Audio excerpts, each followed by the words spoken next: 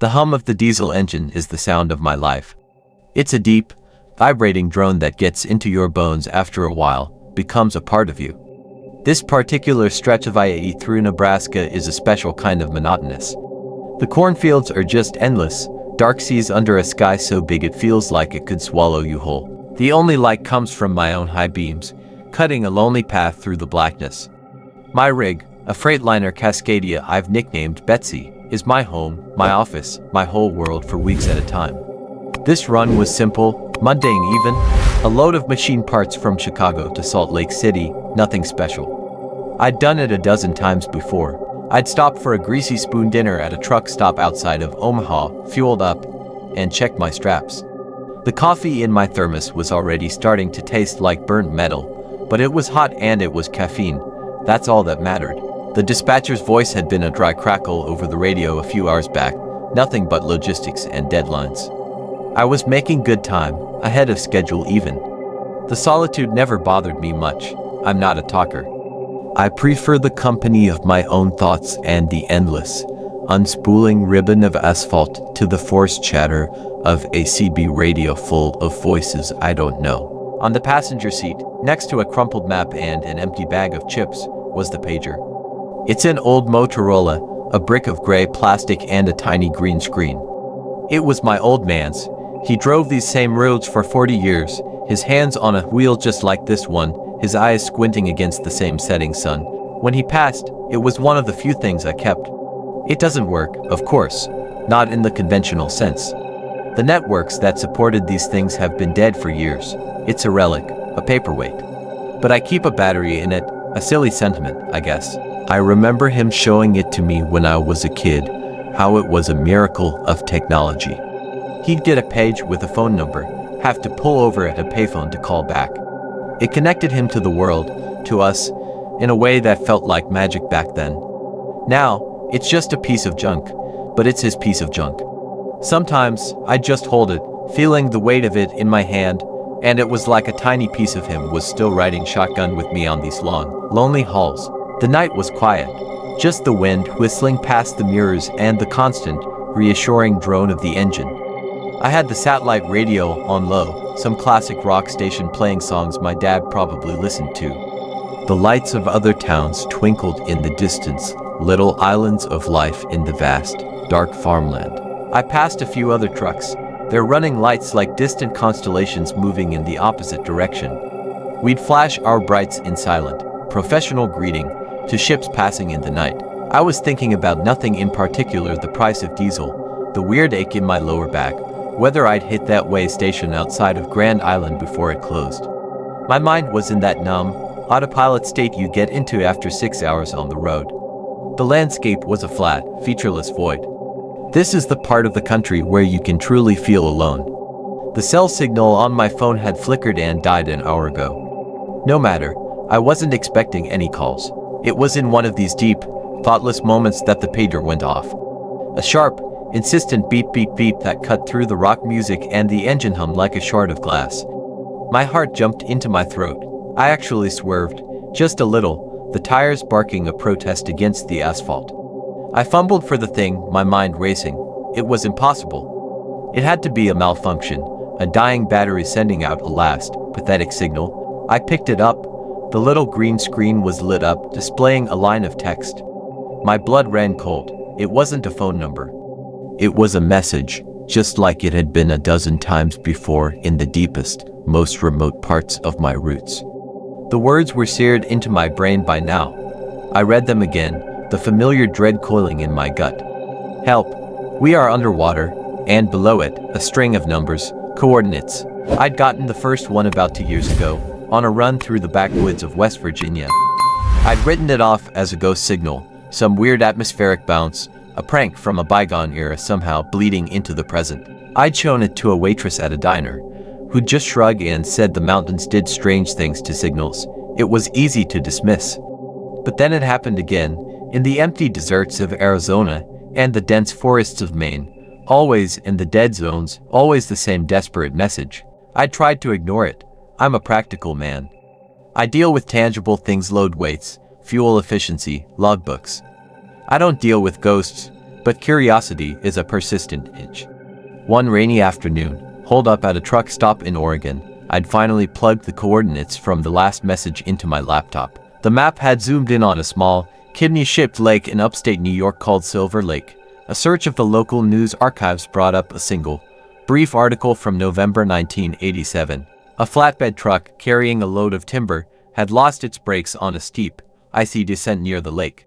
It had plowed through the guardrail, sailed into the dark, freezing water, and sank like a stone. The driver, a man named Robert Halsey, and his wife, who was riding along with him, were never found. The wreckage was too deep, the water too cold. The lake had claimed them. The date of the accident was burned into my memory. It was the same month and year my own father had started his long-haul career. The coincidence was chilling, but I still fought against it. Maybe it was some kind of numbers station, a leftover Cold War thing. Maybe it was a very specific, very cruel hoax, but the timing was always impeccable. It only ever happened when I was utterly alone, cut off from the rational world. It felt like a tap on the shoulder from the void itself. And now, here it was again. In the featureless expanse of Nebraska, my hands were clammy on the wheel. I looked at the pager again, as if the message might have changed. It hadn't. Help. We are underwater. The coordinates were different this time. I memorized them without thinking. I had a good head for numbers, a necessity in this job. I set the pager down gently, as if it were a live grenade. For the next 50 miles, I drove in a daze. The comforting monotony of the road was gone, replaced by a crawling sense of unease. Every shadow in the cornfield seemed to move. The drone of the engine now sounded like a low, mournful wail. I kept glancing at the passenger seat, half expecting to see my father sitting there, his face grim. But there was only the old pager, silent and dark once more. I tried the radio, static. I checked my phone, no service. I was in a bubble, isolated with this impossible message.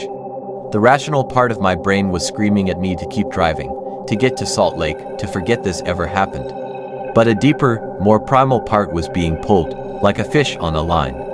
This wasn't just a signal anymore, it was a call. And it felt like it was meant for me. I pulled over at a rest stop just as the first hints of dawn were painting the eastern sky a bruised purple. I needed coffee, I needed to think, I needed to be around other people, even sleeping strangers in their cars. I parked Betsy between two other rigs, their drivers undoubtedly catching a few precious hours of sleep. The normalcy of the scene was a stark contrast to the turmoil inside me. Sitting in the cab, the engine off and the silence suddenly deafening, I fired up my laptop, using my phone as a hotspot. The signal was weak, but it was enough. My fingers trembled as I typed the new coordinates into the search bar. The map loaded slowly, pinwheeling over the Midwest before zeroing in on a location. It wasn't a lake in New York this time. It was much, much closer. My heart hammered against my ribs. The coordinates pointed to a place called Blackwater Pond, a small, secluded body of water less than 20 miles off my current route. A quick, frantic search through local historical databases and old newspaper digitization projects told the story. It was a story that mirrored the one in New York, a grim echo. In the fall of 1979, a tanker truck, hauling a load of liquid fertilizer, had missed a sharp turn on a county road skirting Blackwater Pond. The truck had torn through a thicket of pine trees and plunged into the deep, peat-stained water. The driver, a local man named Arthur Phelps, was declared missing, presumed dead. The cab and the tanker were never recovered. The article was short, a small column in a regional paper. There was a grainy photo of the broken guardrail and a somber-looking sheriff. The case was closed. The pond, according to the article, was deceptively deep, with a soft, muddy bottom that could swallow anything whole. The locals, it said, had always considered it a sad, haunted place.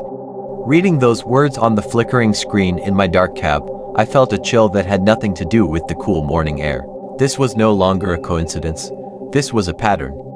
A pattern that was tracking me, calling to me from the depths. To trucks, to drivers, lost to the water. And my father, a man who spent his life on the road, who had given me this very pager. The connections were swirling in my head, forming a picture I was terrified to see clearly. Was it him? Was he trying to tell me something? Or was it something else, something that used his old device as a conduit? I sat there for a long time, watching the sun rise over the plains. The rest area began to stir around me. Car doors slammed, engines coughed to life. The world was waking up, returning to its normal, daylight logic. But the normal world felt thin, like a veil, and behind it, I could feel the cold, wet darkness of those ponds and lakes, and the desperate, silent screaming of the ones trapped within. I should have left. I should have started Betsy up, merged back onto the I-80, and put Nebraska and its haunted pond in my rearview mirror. I had a schedule to keep, a life to live, but the pull was magnetic. The coordinates were a hook, set deep. I thought of Robert Halsey and his wife in Silver Lake. I thought of Arthur Phelps in Blackwater Pond. They were just names in old newspapers, but the pager had made them real. Their panic was the message. Their eternal moment of terror was being broadcast to me, and only me. It was a compulsion, an insanity I walked into with my eyes wide open. I programmed the coordinates into my GPS. The robotic female voice calmly instructed me to take the next exit. My hands were steady on the wheel, but my soul was trembling. I was no longer just a trucker on a delivery run. I was a man answering a call from the grave. The interstate faded behind me, replaced by a 2-lane state highway, then by a narrower county road. The land grew rougher, more rolling. The cornfields gave way to scrubland and patches of dense, untamed forest. The GPS led me down a cracked and potholed road named Old Mill Route. It was a road that time had forgotten. The houses were few and far between, many of them abandoned, their windows like sightless eyes. The sky, which had been so clear at dawn, began to cloud over, turning a flat, oppressive gray. The air felt heavy, thick with moisture. The further I drove, the quieter the world became. The birds stopped singing. The wind died down. The only sound was the crunch of Betsy's tires on the gravel-strewn asphalt. I was driving into a place of silence, a pocket of stillness that felt profoundly wrong. The GPS announced, "You have arrived at your destination," in its infuriatingly cheerful tone. I brought Betsy to a stop. There was nothing here. Just the road, a ditch, and a wall of pine trees so thick they blocked out the light. I killed the engine. The silence that rushed in was absolute, a physical pressure on my eardrums. This was it. The coordinates ended right here, on the shoulder of this forgotten road. I climbed out of the cab, the door sounding like a gunshot in the quiet. The air was cool and smelled of damp earth and decay. I walked around to the passenger side, my boots crunching loudly on the gravel. And that's when I saw it, almost completely obscured by undergrowth, a break in the tree line. Pushing aside a tangle of thorny bushes, I found it a crumbling, overgrown track, barely wide enough for a vehicle. My heart was in my throat again. This was the path. This was where Arthur Phelps had made his final, fatal turn. I peered down the track. It sloped downwards sharply, disappearing into a gloom so deep it looked like night. I stood there for a full 5 minutes, wrestling with myself. This was the point of no return. To go down that path was to accept the madness, to step fully into the world the pager represented. I'm not a brave man, but I am stubborn. And the need to know, to see, had become an obsession. I wouldn't take Betsy down there. That felt like a sacrilege, like offering my own rig to whatever hunger lived in this place. I decided to go on foot. I grabbed a heavy flashlight from the cab, my lockout tool a solid steel bar as a makeshift weapon, and started down the path. The temperature dropped instantly. The pine trees closed in overhead, creating a suffocating canopy. The light faded to a murky twilight. I stumbled over roots and hidden rocks, my progress slow and clumsy. The only sounds were my own ragged breathing and the squelch of my boots in the soft, wet ground. The path was a scar, a wound in the forest that hadn't fully healed. I could still see, here and there, the faint, fossilized impressions of tire treads pressed into the earth, preserved by layers of moss and pine needles. After about 10 minutes of walking downhill, the trees began to thin, and I saw it. Blackwater Pond. It was smaller than I had imagined, maybe a couple of 100 yards across. The water was the color of strong tea, stained dark by the peat and tannins from the surrounding trees. Its surface was perfectly still, not a ripple, like a sheet of black glass. It reflected the gray, oppressive sky perfectly, creating a dizzying, inverted world. The air here was even colder, and deathly still. Not a single insect buzzed. Not a single frog croaked. It was a dead place. I walked to the water's edge, my senses screaming at me to run. The shore was a mess of mud and reeds. And then I saw it, half sunk in the muck and almost completely covered in slime and vegetation, the shattered remains of a wooden guardrail. This was it, the exact spot. My eyes scanned the dark water, trying to pierce its opaque surface. What was down there? A rusted cab, the bones of a man. Was Arthur Phelps looking up at me right now, from the cold, silent dark? I stood there, frozen, for what felt like an eternity. The silence was a weight, pressing down on me. I felt a profound, soul-crushing sadness, a loneliness so vast it felt oceanic. This was where a life had ended, violently and alone. The pager's message wasn't just a cry for help. It was a testament to this moment, this feeling, forever trapped in this spot. And then, the pager in my jacket pocket went off again. Beep, beep, beep. The sound was obscenely loud, shattering the sacred silence of the pond. I fumbled for it, my hands numb with cold and fear. I looked at the screen, expecting to see the same message, maybe with new coordinates. But it was different. The message wasn't help. We are underwater. It was a single, stark word. Look. The command on the screen sent a fresh jolt of pure, undiluted terror through me. Look at what? The pond, the sky? My hands were shaking so badly I almost dropped the device. I stared out at the black, placid water, my heart trying to beat its way out of my chest. Nothing moved. The surface remained an unbroken sheet of dark glass. I took a hesitant step closer to the water's edge, my boots sinking into the soft, sucking mud. The rational part of my brain had finally, completely shut down. I was operating on instinct now, a puppet on a string held by a ghost in a machine. I scanned the shoreline, the trees, the sky. There was nothing to see. Nothing but the oppressive, waiting silence. Look, the pager beeped again, insistently. I glanced down. The message was the same. A demand, a plea, a warning. My eyes were drawn back to the water, to a spot about 50 feet from the shore. The surface there seemed different, not rippling, but somehow less solid. A patch of water that looked even darker, if that was possible. A shape, a vague, distorted shadow just beneath the surface. Was it my imagination, a trick of the light? The peat-stained water could hide 1,000 secrets, create 1,000 illusions. I squinted, trying to make it out. The shape was long, rectangular. It could be a submerged log. It could be anything. But the longer I looked, the more defined it became. The edges seemed too straight, too sharp to be natural. I had to get closer. It was the worst idea I'd ever had, but the pager had commanded it, and some deep, unraveling part of me had to obey. I began to walk along the shoreline, my eyes locked on the shadow, careful to avoid the patches of deep, treacherous mud. The ground was unstable, giving way under my weight. With every step, the shape beneath the water became clearer. It was a cab, the cab of a truck. It was lying on its side, the roof facing the shore. The dark water and the layer of silt made it almost indistinguishable from the bottom, but the outline was unmistakable. The corner of a windshield, the blunt nose of an old Peterbilt or Kenworth. It was there, Arthur Phelps's rig, his tomb. A wave of nausea washed over me. This was real. It wasn't a ghost story anymore. It was a rusting hunk of metal containing the remains of a man, and I was probably the first person to lay eyes on it since it sank over 40 years ago. The sadness I felt earlier intensified, now mixed with a claustrophobic horror. To be trapped in that metal box, in the cold and the dark. The pager beeped again. I didn't want to look. I didn't want to see what it said next, but I had to. I tore my eyes from the grim sight in the water and looked down at the screen. The message had changed. It was no longer a command. It was a confession, a name.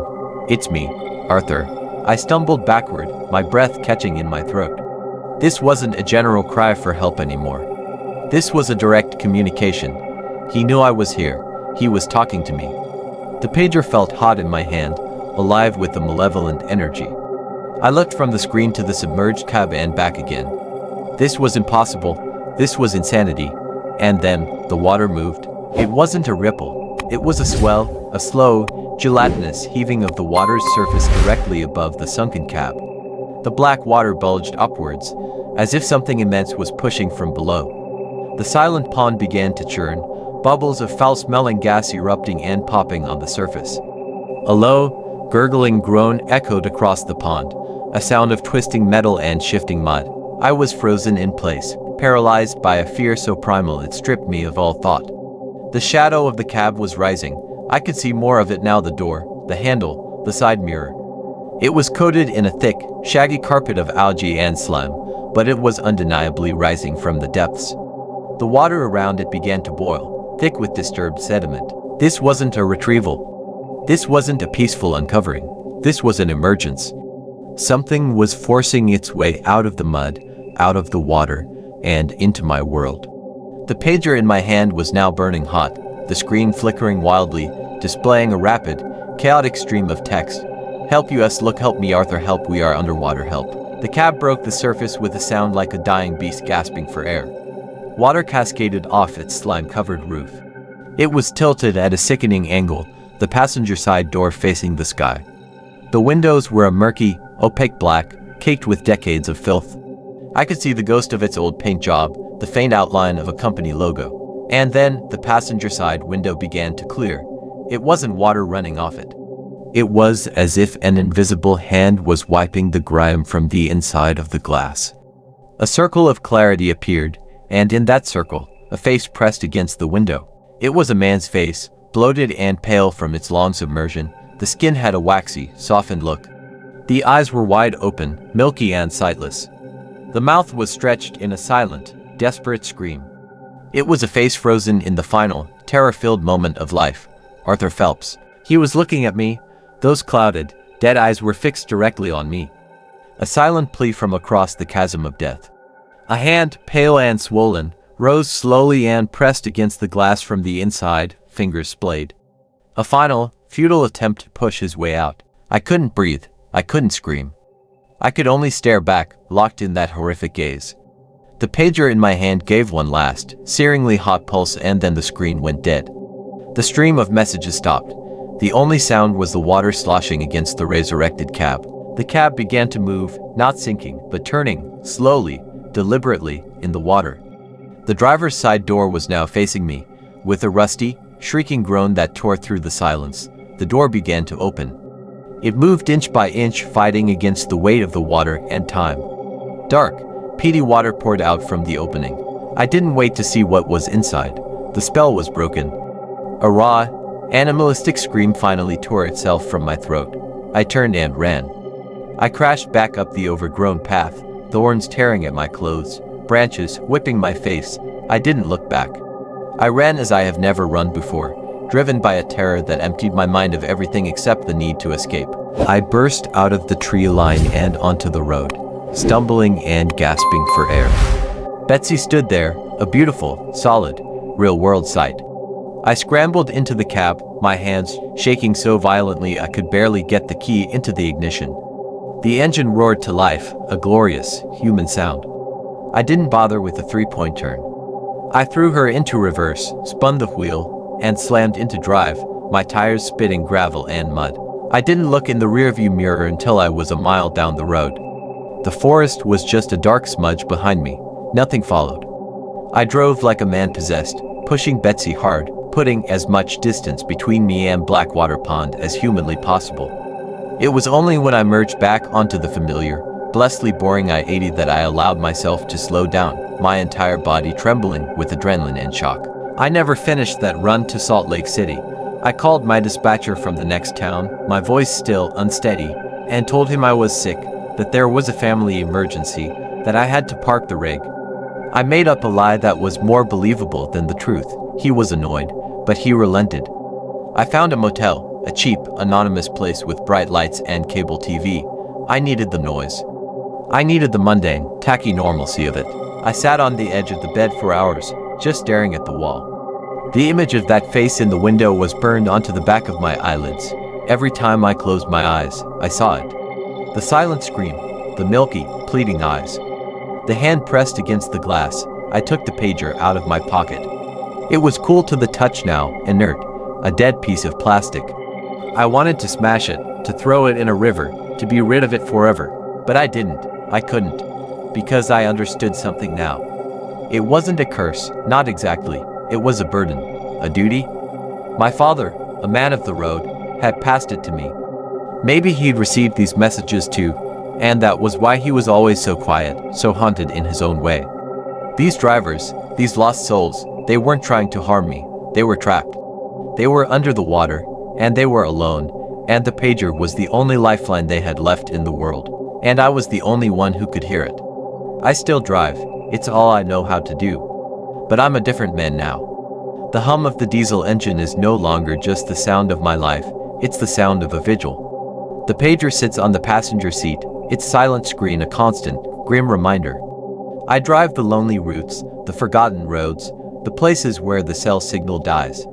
I wait for it to beep, because I know it will. There are other lakes, other ponds, other trucks that never made it home. The next message will come, and when it does, with its coordinates and its desperate plea, I will go. I will find the place, I will stand at the water's edge. I will look, it's my run now, it's the only delivery that matters. I am the listener, I am the witness, and I will carry their stories, their terror, and their silent screams with me for as long as these old wheels keep turning.